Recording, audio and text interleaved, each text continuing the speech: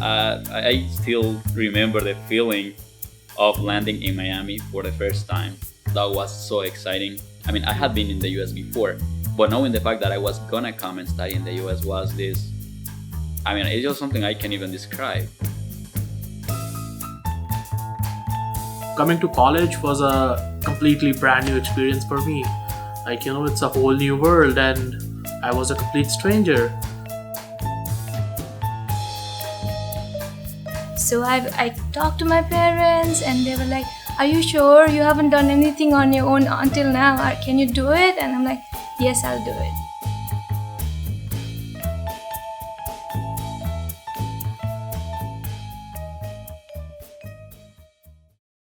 Hey, so my name is Prabjot Singh Saluja, but it's a pretty long name, so I just go by Singh. It's much more easier to pronounce. What else do you want me to say? Well, what major? Okay, so should I start from the beginning? 3, 2, 1, go. Okay. Hello, so my name is Prabjot Singh Saluja, and I just go by Singh. It's much more easier to pronounce. So my name is Sweksha Paudel. I'm from Nepal, which, if you don't know, it's in the middle of India and China. Yeah, introduce yourself to me first. Let's start there. I'm from Nigeria. I'm the firstborn to 4. My mom had 4 kids. I'm the first. 3 younger brothers. But I grew up with 3 other cousins, so we had 6 guys, and it was just me. It's terrible. To anyone who has guys and just won't grow up, it's a bad idea. It's a very, very horrible life. I'm Jocelyn, and I come from Taiwan. And I'm born in Taipei, so my university was also in Taipei. It's called University of Taipei. Yeah. My name is Ahmed. I'm from Saudi Arabia. I came here in the United States 2012. I started my English program in Ohio State, and then somehow I ended up here. Okay, my name is Otoniel Sosa. I'm from Nicaragua. We do ranching in Nicaragua. That's what we do. And when I was growing up, I started to feel this interest, for politics. I have a family of 4. My parents, my elder sister, and me. And we live in 3 different parts of the world. I've been here for maybe 1 month, 40 days. I miss Taiwanese food so much. I came during the fall semester, which was also not a good idea because winter came and I hated my life. Yeah, I'm a business management major student. I mean, I haven't really decided what I will be doing exactly, but something like that in the management area. I moved to US 3.5 years back for my undergrad. I'm a computer science major, and this is my final year. I'm in my last semester. I graduated from Southwestern Oklahoma State with an undergrad in political science last semester, and now I'm doing my MBA, and hopefully I can, get to go to law school. So we'll see how that goes. I'm a senior computer science major with a minor in accounting, and I'm really excited to be here. I like Swastu.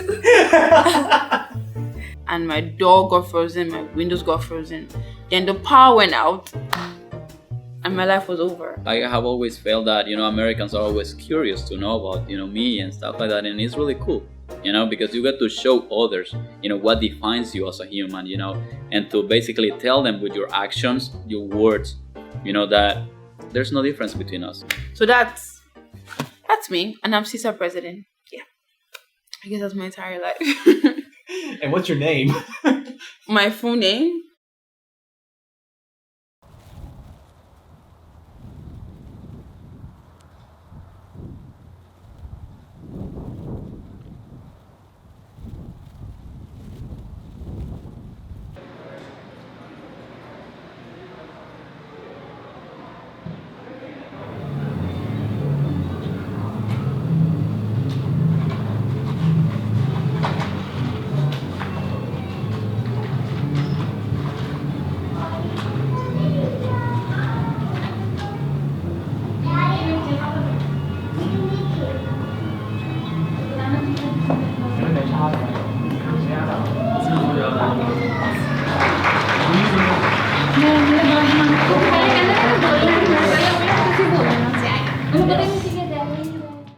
language was a big problem initially, but like after time it went over. But faculty was very helpful, and I was even afraid to ask questions in front of the class because of my accent. I was like, what if they don't understand me? And but now it's all good. I just love it. In back in Nepal, like we study English from the beginning, like from kindergarten, but we never really speak it a lot because we have our own language, so we don't really communicate in English. Although some people come here and they like try to change their accent. I did for a while because I hated the fact that when I spoke to people, they kept saying, "Sorry, excuse me, what?" And I had to say over and over and over and over and over. I wasn't that open towards talking to other people because I was, how can I say it? I just didn't know how to behave. My English wasn't that good and stuff like that, so I basically had to stick to the same people all the time. I think the people I met, or like all Taiwanese students met, like Addie, or like the person in the Trinity, people in the Trinity, they all like, when they talk to us, they would like speak a little bit slowlier and make the sentence clear, not like mumbling or like talk really fast to make us like more understand what they're talking about. Do you appreciate that? Yeah. I had this passion of learning English. I know I could learn English back home, but it was a little hard, and I also want to, involve in the, environment where everybody speaks English. And this is what I did. I finished English. It was like a 1-year program, and then I started my academic year. I actually went to McDonald's. It was my first or second day. It's kind of a funny story, I don't know. And the lady was like, here to go. And I didn't understand. She was saying here or to go. And I was like, here to go. What is that? I just want my food. I can understand people very well. I can write English. The only problem is like when I try to speak, I can't find the words. Okay, what do you call this thing? That's all. I think that's all I have trouble with. I think it's like in Taiwan's culture, it's polite to like keep quiet in the first time we meet each other. Yeah. So like when I first came to the dormitory and everyone's like hi, I was like, oh, I don't know how to like reply to them or just like hi. Yeah. And there are times when I need something urgently and I try to ask people and I just get offended because they don't get what I'm saying. Especially at work, I was like, I'm looking for vegetable. They're like, what do you want? I'm looking for vegetable. They're like, what? I was like, oh, vegetable. I'm looking for vegetable. They're like, oh, you want vegetable? Oh, I'm like, damn it. I know Nepali. Nepali is our language. English. And because we have been watching like Indian movies from the beginning, so like we can understand English, Hindi too. And I learned a little Chinese, and I used to watch a lot of Korean movies before, so I know a little Korean too. I'm saying the exact same thing. What is your problem? Like if you came up to me and you said vegetable, I would know you're saying vegetable. But if I say vegetable, can't you tell that? Oh, she's saying veg. Don't you process things? It was just, poor God, I just had to understand that. Okay, they don't get it.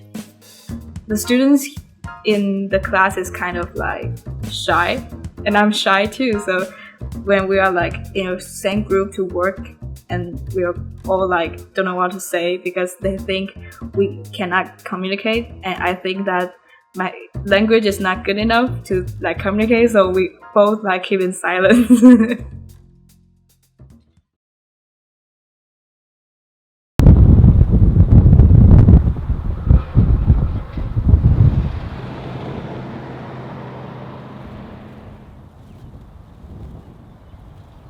The America that I have seen was from movies, and from the movies what you see is the moment you come into America you see all the buildings like New York, New Jersey, and then you come to Oklahoma and a place like Weatherford. You are like, oh my gosh, this is a completely different thing. You just go like a mile away from Swasu, there is so much of land, and I'm from New Delhi. It's the capital city, it's so crowded. I haven't even seen that much land, so I was amazed.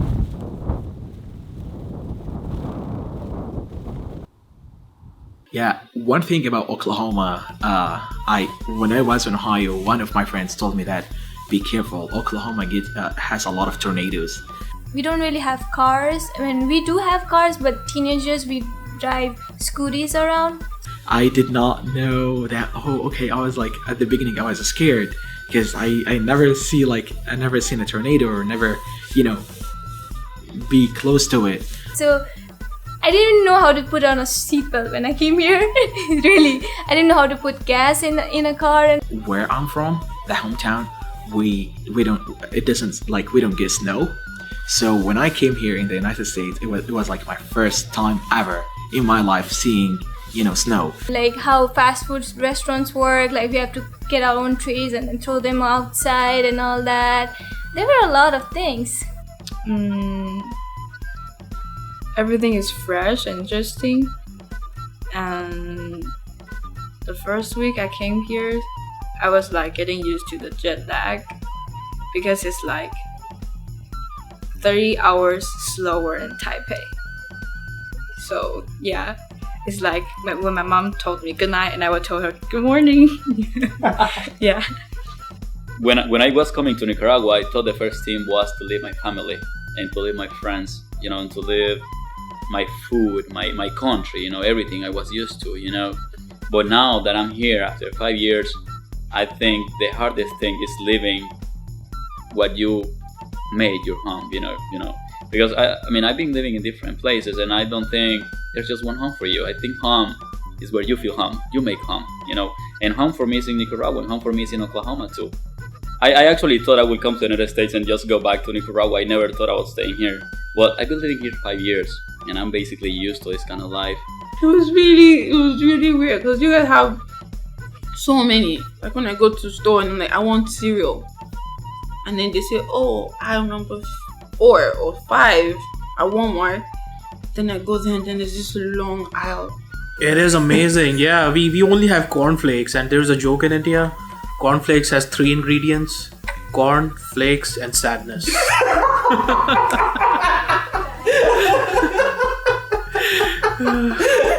And I'm like, all I want is just one Kellogg's cornflakes, please. I don't want all this.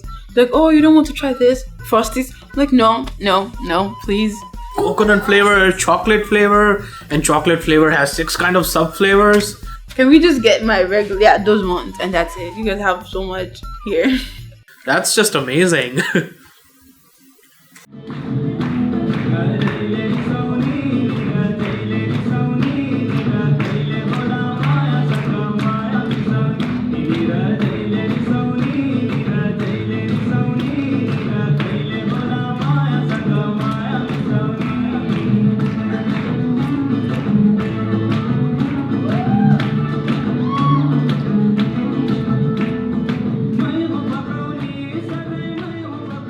But I must say, people are way more nicer in Oklahoma. Like, people had misconceptions about everyone, but in Oklahoma, I generally love the people. They're like always kind to me, Even if I go to a store or something, always helpful. I must say that, and I love the part about it. Oklahomans are very nice people. It's a nice place to be, actually. Like, people are all helpful and nice. I went to New York last summer. It was completely different. Here people hold doors for you and all that, say thank you all the time. There people are all rushing and nobody cares about one another. So, I like this place. It's nice. They're just very nice people and they just give you rides to anywhere. And since then, I go to Walmart and I always find someone who's over there, do you need a ride? And then we'll go on a ride and then sometimes they're like, do you want to grab food? Like, really? Now you're going to offer me? Oh, you're just so nice. I like this place. I love Weatherford. The American people here are great. They are friendly. They like to talk. Almost everybody was nice to me. There have been concerns about deportation of non-Americans. Like, did that make you nervous at all? At first, yes, because of like Trump. Yeah, he's like don't like the person who is not American. So at first I was worried about that, but after I came here, like everyone was nice and kind, so I was like when Trump was getting elected, I think he just got elected when my sister was getting married. So I was kind of scared to go back home, and my school was still going on. So like I was like, if I go in the middle, maybe they'll ask me a lot of questions. Why are you going in the middle and all that? And there might be some, I might not be able to come back. So I was really scared at that time. So my dad called me one day and he was like, is everything okay in there? Do you want to come back? Feel free to, because with the new administration and you're hearing all these racial cases every day. So I'm the only child and my sister, and they're like very concerned about me. They're like, if you want to come back, leave the degree, please do that. We don't have any problem with it. Yeah, it's just pretty interesting, because the United States is so close with basically all the Western European nations, and those European nations are pretty open towards, I would say, multiculturalism, diversity. They always welcome that kind of things, and when you see the United States shutting down, that way, I don't know. It's just a pretty interesting thought. Do you feel like there's people like Donald Trump, like living out here in Oklahoma? Have you ever run into someone that reminded you of? Yeah, sometimes some of them, mostly I run into such people when I work at, you can tell like people like you or not based on right after I open my mouth, start talking, they can or they see me, they can know that I'm an immigrant, and then they kind of give that expression, or they kind of act that way. But then there's just a few people, there's always that kind of people. So I just give them their food, do what I'm supposed to do, and just get out of there. What about students? I wouldn't really. Not really. Some older people. No, not old people, but older ones. But not. I wouldn't really experience something like that from students. So maybe they're better informed about it. They are getting better used to it, I guess. I don't know. But I was like, you cannot judge the whole country just because of one news article. So everything is good here. Campus is very nice and everybody is so helpful. So luckily I never had to face anything like that. Did the new administration make you nervous? Initially it did, hearing so many bad things about it. Everybody was kind of skeptical, and I am a big fan of multiculturalism. It is important from my understanding. And humans are the same. Are everybody the same? Who are you to judge someone? That just makes me feel sad. So I had my misconceptions before, but everybody does, and every time with a new election year, same thing happens, same story repeats. But it might be a little hard, but it's not as bad as I expected so far. So I don't think he's gonna harm us in any big ways, hopefully. I guess there's no difference between us, The only difference is that I was born in another country, and that probably I look different than them. Besides that, we're all humans. There's no need to, put any wall between us. We're just like normal people. We're just like anybody else in the world. We're friendly. We like to talk. We like to make friends. Especially in small towns when I go, they're like, are you a Muslim? And all kind of misconceptions like that. But once you start talking to them, they just realize. And I'm amazed in 2017 with so much of technology, people still even don't know what's going on around them. So kind of funny. Someone asked me one time, I was studying in the library. The person like, oh, you're from Nigeria? Like, yeah. She's like, how do you feel to be in a furnished library? I feel like I'm in a furnished library. How am I supposed to feel? She's like, oh, back home, you guys live in mud houses and clay houses and you don't have libraries. I'm like, what? You need to see the library we have back home. It's bigger than the entire. You're going to put this library and put the student union on it, and it's like a 10-floor library, and they have a segment for it, so you can't. So I was really offended that they'll be like, you live in mud houses. Mud houses? Are you kidding me? We also want to send the good picture, or send the message of our country. So I really encourage a lot. I try to make like friendship with Americans and show them how what it is like back home, and how that we people are friendly, and we're like there's really nothing different than them. No, I'm actually a Sikh. So Sikhism is the fifth largest religion in the world, and it originated from India from like 300 years ago. And whenever you see a guy with a turban, he is a Sikh. So Sikhs actually have a special identity. So the prophet of Sikhism, Guru Nanak, he gave a special identity to Sikhs. So that's why we wear a turban, and we are called as saint soldiers. So if there's anything going wrong, it's the responsibility of a Sikh to like come in front and help the other person. So I'm very easy to recognize in the entire campus with my turban. So just gives me a special identity. We have this a full month of fasting, which we call Ramadan. We fast every day in these 30 days, in the whole month, from the sunrise until the sun sets.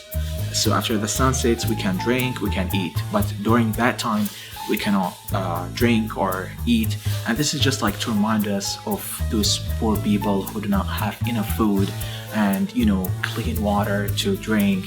So this is just like to make us remember those people and, thank God for whatever we have. Yeah, how annoying is that? Someone asks a question like that. Well, if I put them in their shoes, I think my reaction would be the same. But I just try to be nice and like try to explain to them. That's the way I follow it. I try to put myself in the shoes of the other person. If I was at his place, I would have no idea. I feel like very few of them try to do so. Why some of them are just really, really ignorant and just ask like that kind of question, like asking me like how do I feel wearing jeans or sneakers or caps. It's like I feel the same way you feel wearing it. Do you feel different? I don't know. How important do you think organizations like this one, and like CISA, are to international students trying to adjust? I think they are really important because I remember I was the CISA president for a year, around 2 years ago, and for me personally, it was really important to have an association where international students could come together and could have the opportunity of hanging out with each other, because you don't feel the same way we feel as international students, And in my case, it's different because I've been living here for 5 years, but I can imagine a student that is just coming here. He feels that he misses everything in his house. He misses his family, he misses his country, he misses everything, and he's in this, new place with no friends, with no similarities at all, and the only thing he has is these international students, that the only thing that connects them is the same feeling. Not because they are coming from the same place, but because they are going through the same situation.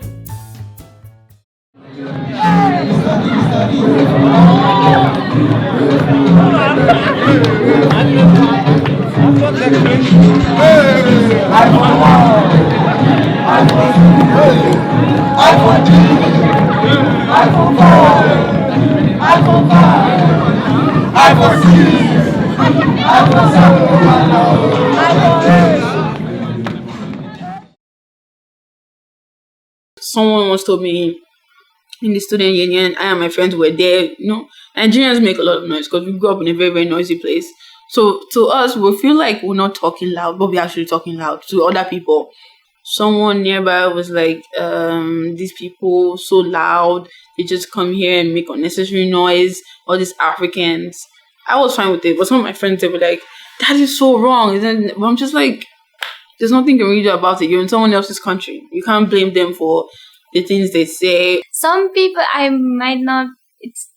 should not say this, I guess, but some people, like, they give you that look that they don't like you because you're an immigrant. Some people do that, but most people are really good about their defend. They like ask me about like, where are you from? And like, how is your country? Like, how is everything over there? They like try to make a conversation. They try to know me and all that. So that's really good. But it's just some few people, and there's always that kind of people in the world. So it's not. I was in a barber shop and I was getting a haircut. I kind of like didn't feel like I'm welcome here in that place, and because the lady who was she was getting a haircut for me asked me where I'm from. I said I'm from Saudi Arabia, and she started to. I mean, like at the beginning of the conversation, she was like, she seems nice, but like after she know that I'm from this place, she kind of changed her manners and stuff like that. But like, I mean, she finished. I left away. There's only one case when me and my friends hang out with a guy who called Ryan. We met him at the volleyball court in the wellness center because we all love playing volleyball. Yeah, so one day he took us to a restaurant, and after we finished the meals and we like opened the door and tried to like get on the car and go back to campus, and one old guy just like yelled at us and said, "Go back home." But only Ryan heard that, but we didn't heard he said something rude to us, but Ryan was angry and he yelled him back like, yeah, so yeah, that's it. That's the only one thing I'm mad about, like racism. Like, I feel surprised because since we got here, and from now to like this, like 40 days, we only have met one this kind of case. And I just try to move on and not get downside of it, because I've had a friend who they did not let her go into a restaurant because she wore an African outfit, like she wore a typical traditional African outfit, and they said it looked terrible, it did not look presentable, so they didn't let her in. She was mad, she put on Snapchat, she was pissed. I'm like, you can't blame them. Same thing back home. If my mom had a restaurant and a girl came in with a crop top and a shirt, my mom would tell her to go back, that you don't look decent. So it's like, you can't really, yes, you feel offended that, oh no, this is culture, this is tradition. But at the same time, you can't blame them. You just have to, some people have been really, really mean, but I don't care. I'm a mean person as well.